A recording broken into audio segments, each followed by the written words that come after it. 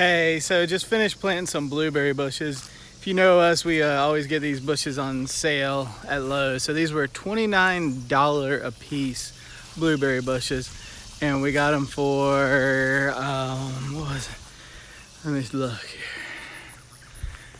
Got them for $5 on clearance. Now the awesome thing is, here's one, here's the other one. $29, we got them for $5 each.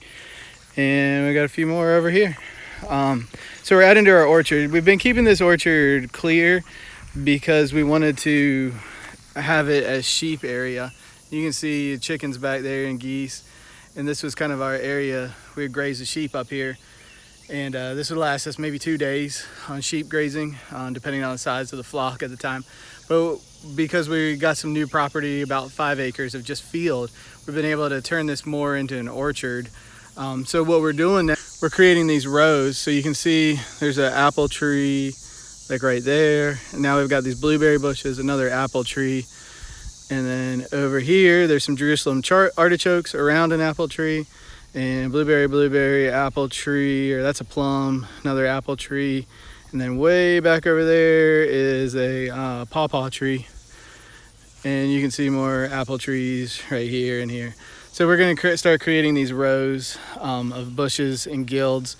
So what we do is we, at the base of every apple tree, the enemy of the apple tree is the grass, right? Or Japanese beetles. But we're planting these guilds at the bottom. So this is all basil and then comfrey down here at the base of the apple tree. And this helps shade the soil, keep it cool, keeps moisture in. And also gives us something else that we can eat, helps protect the plant, gives the plant nutrients. I mean, we all know basil's good, right? And this way the tree has it there and it's ready to use it. And if we come over here, you can check out, this one is mint. So this is a plum tree. It's just a few years old, but all this is mint all the way around this whole circle here. And that helps keep pests away.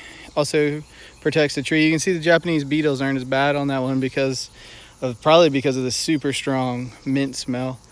And let's see, we have a pecan right there. That's for the future generations. And then back there in the background is the pawpaw tree.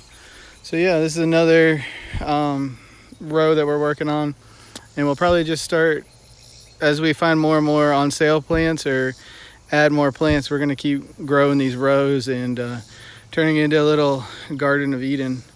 So that's it, guys. Just wanted to share that with you. Pretty stoked about how this is coming along, and just keep your eye out on sale plants. The beautiful thing about perennials is, as long as they got some life in them, you can usually bring them back to life. Get them some good soil, some good fertilizer, organic fertilizer, and just work with them a little bit and save yourself a ton of money. All right, well, thank you. You got comments, put them down in the comments below, and love to hear from you. Thank you.